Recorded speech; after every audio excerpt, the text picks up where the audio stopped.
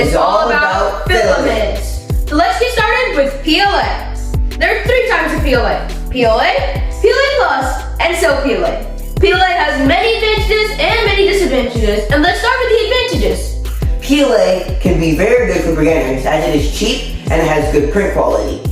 It has very good print quality while printing larger prints and doing detailed structures. Another good thing about PLA is it has a wide variety of colors. Right here we have the orange PLA, we have color changing, we have silk blue, this is actually PLA Plus, this is silk PLA Black, and tricolor PLA. Even though PLA has all these cool colors and all these advantages, it has some disadvantages. It has a lower melting point than other materials and is not really durable and is really brittle.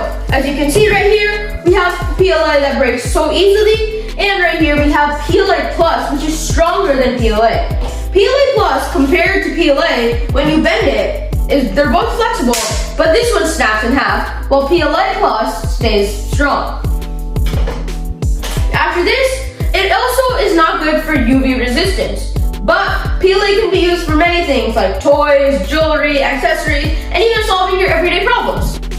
Another commonly used filament is PETG. PETG also has its own advantages and disadvantages.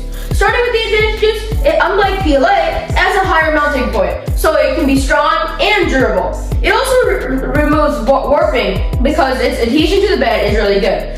Though its adhesion to the bed is really good, giving it better prints, this can sometimes be a disadvantage.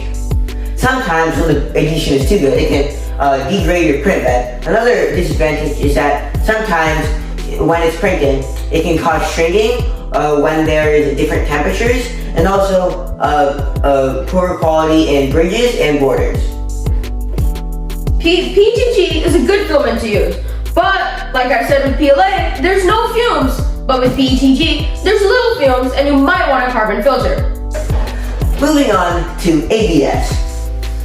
Some advantages of ABS are that while printing larger parts, it is very easy to glue onto each other. Also, while using it in sunlight when under the influence of UV rays, ABS is much better than using PLA or PLA Plus or PETG. Another good thing about ABS is that it is very impact resistant. Right here you can see that it didn't even make a dent or didn't even break. It's very strong. Even though ABS is a really good one, it has a few disadvantages. It's really hard to print and does not work with many printers. Also, ABS has a lot of warping and it comes off the print bed without good adhesion, unlike PETG.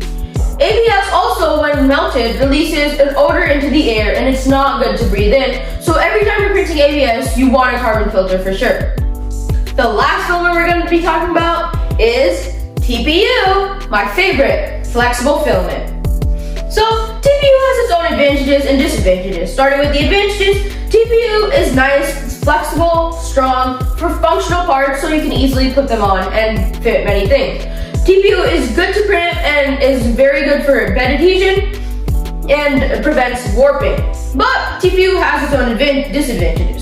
Some problems with TPU are that when you're printing, it causes shrinking and it has a bigger chance of causing layer shift.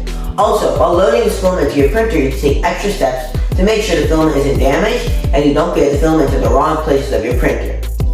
TPU also has some problems while staying in a hygroscopic environment.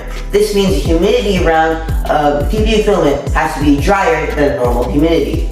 So for this, we advise using these reusable air suction covers, or you can buy a dryer box and put it in and it will take out all the humidity and make it nice and dry, and so you can print it perfectly. So after watching all this, which filament is best for you? Is it the commonly used cheap PLA, the strong PETG, the UV resistant ABS, or the flexible TPU? Which filament would you use? Comment down in the description today. Thank you for watching with us at 3D Genie, and visit our site 3dgenie.square.site.